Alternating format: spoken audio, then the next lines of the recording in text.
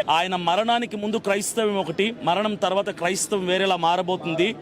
కాయనికి రెండు వైపులా ఉంటుంది. ఒకవైపే ఇంతవరకు చూశారు, రెండో వైపు మేము చూపించబోతున్నాం. మమ్మల్ని మేము ప్రొటెక్ట్ చేసుకోబోతున్నాం. మరొక ప్రవీణ్ పగిడాల గారు లాంటి ఈ సంఘటన, ఈ దుర్ఘటన జరగటానికి వీలు లేకుండా మేము ఎలా ఫైట్ చేయాలో మేము ఒక తాటి మీదకి సేవకులందరము, క్రైస్తవులందరం వచ్చి మేము పోరాడబోతున్నాము. మేము ఓట్లు అయిపోతే గవర్నమెంట్స్ ఎలా ఫామ్ అవుతాయి, మా ఓట్లు మీకు కావాలి. విన్నారా ఈ ఆణిముత్యం? మేము ఓట్లు వేయకపోతే గవర్నమెంట్ ఎలా ఫామ్ అయ్యిద్దని అంటున్నాడు. పోనీ ఓట్లు వేయడం మానేసేయండి. మీరు అందరూ ఓట్లు వేయడం మానేస్తే ఎలక్షన్స్ ఎలా జరుగుతాయో, గవర్నమెంట్ ఎలా ఫామ్ అయ్యిద్దో కూడా మీకు అర్థమైద్ది కదా.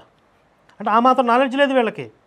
ఎవరు చలించడం, ఒక ఎమ్మెల్యే, ఒక ఎంపీ, ఒక సీఎం, ఎవరు గవర్నమెంట్ ఎక్కడ ఎవరు స్పందించడం లేదు. మెయిన్ మీడియా ఏది కూడా, ఒక TV9 కానీ, TV5 కానీ, NTV కానీ ఏమైపోయారు వీళ్ళందరూ కూడా. అసలు కొన్ని రోజుల నుండి సోషల్ మీడియాలో కానీ, మెయిన్ స్ట్రీమ్ మీడియాలో కానీ ఈ పాస్టర్ ప్రవీణ్ పగడాల ఇష్యూకి వచ్చినంత కవరేజీ ఈ మధ్యకాలంలో ఇంకా ఏ విషయంలో కూడా రాలేదు. రాత్రి పగలు రేయింబవళ్ళు కంటిన్యూగా లైవ్లు పెట్టినటువంటి ఛానల్స్ కూడా ఉన్నాయి. ఒక పక్క ఇంత రాద్ధాంతం జరుగుతున్నా, అంటే ఎందుకు జరుగుతుందంటే వీళ్ళు కావాలని క్రియేట్ చేస్తున్నారు. రోజుకు ఒక ట్విస్ట్ చెప్తున్నారు, రోజుకు ఒక క్రైమ్ స్టోరీ చెప్తున్నారు. అవన్నీ కొంతమందికి ఇంట్రెస్టింగ్గా ఉన్నాయి వినడానికి, లేదా టెలికాస్ట్ చేయడానికి ఛానల్స్కి. కాబట్టి కొన్ని రోజుల నుంచి ఇదే నడుస్తుంది. ఇంత జరుగుతున్నా కూడా వీడేమంటున్నాడంటే ఎక్కడ అసలు మీడియా ఏమైపోయిందని అంటున్నాడు. ఈ హత్య వెనకాల పెద్ద హస్తం ఉంది. హత్య అని డిక్లేర్ చేసేసారు చూడండి. అది సందేహాస్పద మృతిగా ఎఫ్ఐఆర్ చేశారు. ఇన్వెస్టిగేషన్ జరుగుతుంది. పోలీసులు ఇన్వెస్టిగేషన్లో వాస్తవాలు ఏంటనే చెప్పకముందే ఇది హత్య అని చెప్పి డిక్లేర్ చేసేసి జనాలు రెచ్చగొట్టే పనిలో ఉన్నారు వీళ్ళు ఫుల్గా. ఎవరైనా సరే, నిందితుడు ఎవరైనా సరే, ఇది ఖచ్చితంగా మర్డర్, అది క్లియర్ అవుతుంది. ఫుటేజ్ కూడా ఇప్పటి వరకు 2 రిలీజ్ చేశారు. ఎంతసేపు కొవ్వూరు టోల్గేట్ దగ్గర ఉన్న ఫుటేజ్, తర్వాత ఆ బండి పడిపోయిన ఫుటేజ్ తప్ప దానికి ముందు ఉన్న ఫుటేజ్ ఎందుకు రిలీజ్ చేయట్లేదు? అదే ఈరోజు పోలీసులు రిలీజ్ చేశారు. అంటే ఆ ఫుటేజ్ కలెక్ట్ చేసుకోవడం కొంచెం టైం పడుతుంది కదా. హైదరాబాద్ నుంచి కలెక్ట్ చేసుకుంటూ వచ్చారు. ఎక్కడెక్కడ టోల్ ప్లాజాలు ఉన్నాయో, ఎక్కడెక్కడ పాస్టర్ ప్రవీణ్ పగడాల ఆ టోల్ ప్లాజాలో క్రాస్ అయ్యాడో ఆ టైమింగ్స్ అవన్నీ కూడా నోట్ చేసుకుని వచ్చారు. వస్తాం, అక్కడికి వెళ్దాం. ఆ సీసీ ఫుటేజ్ ఎందుకు బయటికి రావట్లేదు, ఎందుకు రానివ్వటం లేదు? అప్పటికే ఆయన మీద దాడి జరిగింది, అప్పటికే ఆయన మీద అటాక్ అయింది.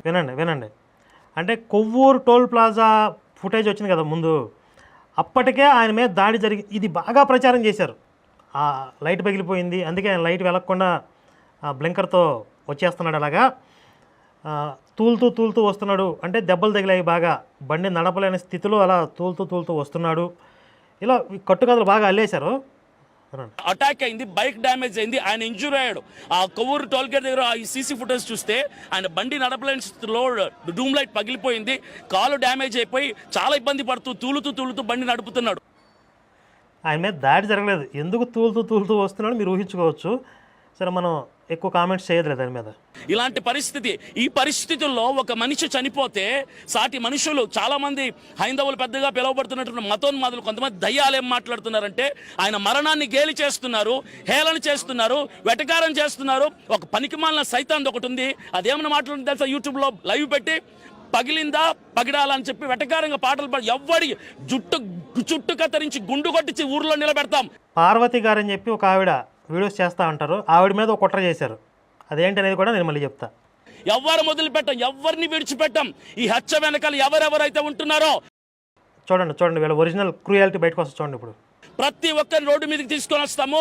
బొక్కలో పెట్టించకపోతే మేము సేవకులం కాదు, క్రైస్తవులం కాదు. క్రైస్తవులు చేతగాని వాళ్ళు అయిపోయారు. క్రైస్తవుల ప్రేమ తత్వం మీకు అసమర్థత అయిపోయింది, చేతగాని తనం అయిపోతుంది. తిరగబడబోతున్నారు క్రైస్తవులు. ఎదుర్కోవడానికి సిద్ధంగా ఉండండి అని చెప్తున్నాడు. ఇప్పుడు పోస్ట్ మార్టం రిపోర్ట్ కొరకు మేము ఎదురు చూస్తున్నాం.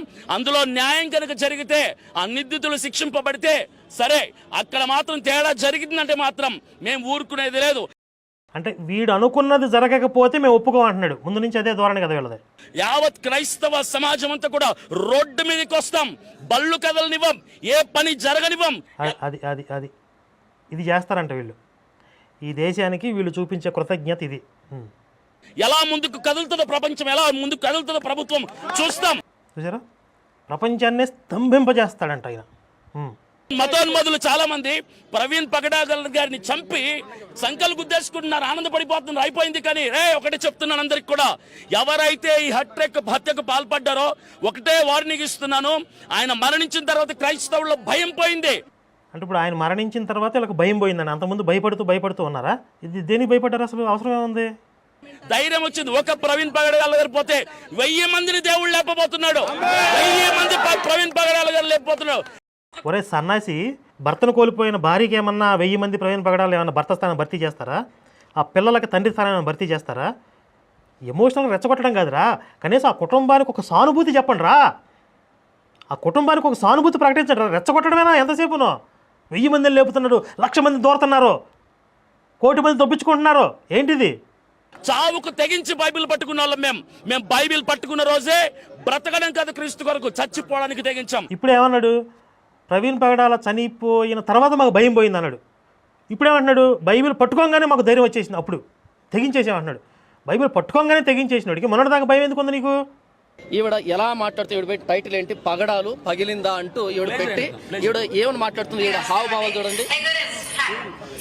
అయితే ఈరోజు ఎవరి గురించి ఉన్నాడు కదా, పగిలిందా ముత్యాలులో హరిరిందా. వాస్తవం ఏంటంటే ఆ వీడియో ప్రవీణ్ పగడాల చనిపోయిన తర్వాత ఆవిడ మాట్లాడలా, 1 నెల క్రితంది. సందర్భం ఏంటంటే నేను ప్రవీణ్ పగడాల మీద వారోత్సవాలు పెట్టా కదా, ఆయన కొన్ని వీడియోస్ ఒక సెమినార్కి వెళ్ళి హిందుత్వం గురించి ఇష్టమైన మాట్లాడితే మనం వారోత్సవాలు పెట్టి దరివేశాం. ఆ సిరీస్ గురించి ఆవిడ మాట్లాడుతూ పగడాలు పగిలిందా, ఇట్లా హిందుత్వం గురించి నోరు పారేసుకుంటున్నావు కదా, ఇప్పుడు దోల తీరిందా అని ఆవిడ వెటకారంగా మాట్లాడింది. ఎప్పుడో నెల క్రితం మాట్లాడిన వీడియో తీసుకొచ్చి ఇప్పుడు చనిపోయిన వ్యక్తిని ఎగతాళి చేస్తున్నారు అని చెప్పి వీళ్ళు దుష్ప్రచారం మొదలుపెట్టారు. ఇది హిందువులు చూసారా ఎంత దుర్మార్గం అని చెప్పి. ఇది ఆవిడ మీద చేసిన కుట్ర. నా మీద చేసిన కుట్ర ఏంటి? నేనేదో ఫేస్బుక్లో పోస్ట్ పెట్టి డిలీట్ చేశాను, ఇది ఒక కుట్ర నా మీద. ఇక నిజం అబద్ధంతో పని లేదు, వీళ్ళు ఒక ప్రాపగాండా ఎత్తుకుంటారు, దాన్ని సర్క్యులేట్ చేసేస్తారు. హిందువులు అలాగా అని చెప్పి రెచ్చగొడతారు. ఈ ప్రాపగాండా ఎంత దుర్మార్గంగా తయారైందంటే ఒక వీడియో కూడా రిలీజ్ చేశారు. ఆ వీడియో ప్రవీణ్ పగడాలను చంపుతున్న వీడియో అని చెప్పి చూపించారు. చూపిస్తాను స్క్రీన్ మీద. ఒక సింపతి జాలి కొలిపేటటువంటి ఒక బీజిఎం సాంగ్ వెనకాలేసి పైన టెక్స్ట్ వేశారు, this is pre planned murder Praveen Pagadala గారు రిప్.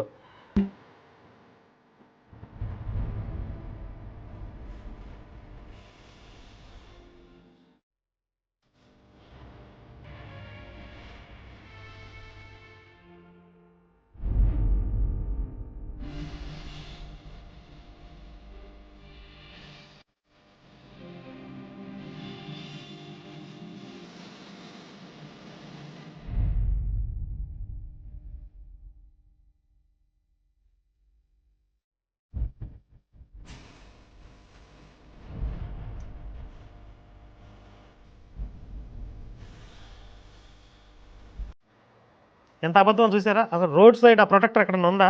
ఆ యాక్సిడెంట్ జరిగిన ప్లేస్లో లేదు. లారీ అక్కడ ఎందుకు ఆగి ఉంది అసలు? ఆ లొకేషన్లో ఎప్పుడైనా లారీ ఆగటం ఉందా? సీసీటీవీ ఫుటేజ్లో కనపడేది కదా పెట్రోల్ బంక్లో ఉన్న దాంట్లో. ఆ లారీ వెనకాల కారులో ఉండి ఎవరు రికార్డ్ చేశారు అసలు? ఇది ఎక్కడో మహారాష్ట్రలో జరిగింది అసలు. ఒరిజినల్ దీని మూలం ఏంటంటే ఎక్కడో మహారాష్ట్రలో ఏదో జరిగింది. ఇది కొంచెం లింక్ చేయడానికి అనువుగా ఉంది, ఈ సీన్కి కొద్దిగా రిలేట్ చేయడానికి కొద్దిగా మ్యాచ్ అయ్యేలా ఉందని చెప్పి దీన్ని ఒక ప్రోపగాండా చేసి రిలీజ్ చేసేసారు. అంటే దీని వెనకాల ఒక పెద్ద మాఫియా పనిచేస్తుంది. ఈ యాక్సిడెంట్ని ఒక హత్యగా చిత్రీకరించి ప్రభుత్వాలను భయపెట్టడానికి, బ్లాక్మెయిల్ చేయడానికి కానీ, హిందువులను చెడుగా చిత్రీకరించడానికి కానీ, హిందువుల మీదకి క్రైస్తవులను రెచ్చగొట్టడానికి కానీ, సమాజంలో ఒక అశాంతిని రేకెత్తించడానికి కానీ ఒక పెద్ద మాఫియా పనిచేస్తుందని చెప్పి మీకు అర్థమైందా లేదు? ఇక్కడ ఒక ఆర్గనైజ్డ్గా ఒక మాఫియా పనిచేయకపోతే ఇలాంటి ప్రాపగాండాలు ఎవరు చేస్తారండి? నేను ఫేస్బుక్లో పోస్ట్ పెట్టి డిలీట్ చేశాను, పార్వతి గారు ఎప్పుడో మాట్లాడినటువంటి వీడియోని తీసుకొచ్చి ఇప్పుడు ఆ చావు గురించి మాట్లాడుతుందని చెప్పి ఎక్కడో మహారాష్ట్రలో జరిగిన వీడియో తీసుకొచ్చి ఇదే ప్రవీణ్ పగడాలను చంపుతున్న వీడియో, ఇవన్నీ ఎవరు చేస్తున్నారు? మాఫియా, మత మార్పిడి ముఠాలు. అందుకని ఊరికే అంటానే పేర్లు పెట్టి ఊరికేనా? దీని ఒరిజినల్ సోర్స్ కనిపెట్టేశారు తర్వాత, ఇది పలానా చోట మహారాష్ట్రలో జరిగిందని చెప్పి ఒరిజినల్ సోర్స్ కనిపెట్టేసరికి మళ్ళీ కొంతమంది పాస్టర్లు అది ఫేక్ వీడియో, క్రైస్తవులారా నమ్మకండి, మేమే చెప్తున్నాం అని చెప్పి మళ్ళీ వాళ్ళ మీద ఆ బురద పడకుండా కొద్దిగా కడిగేసుకున్నారు, అలర్ట్ అయ్యారు కొద్దిగా. అసలు క్రియేట్ చేసింది ఎవరంటున్నా? ఇప్పుడు ఎవడో ఒక హిందూ పేరుతో వచ్చి మేమే చంపేశాం, మా హిందువులు పవర్ అని చెప్పి ఎవడో మాట్లాడుతాడు బచ్చగాడు. ఆడెవడో తెలియదు, ఆడు కూడా ఈ మాఫియా తయారు చేసిన ఏజెంటే. అందులో డౌటే ఉంది అసలు. ముందు వాడిని పట్టుకుని 4 ఉతికితే అసలు ఆయన ఉన్నాడు అన్నీ బయటకు వస్తాయి. ఇప్పుడు ఇంత పెద్ద కుట్ర జరుగుతుంది.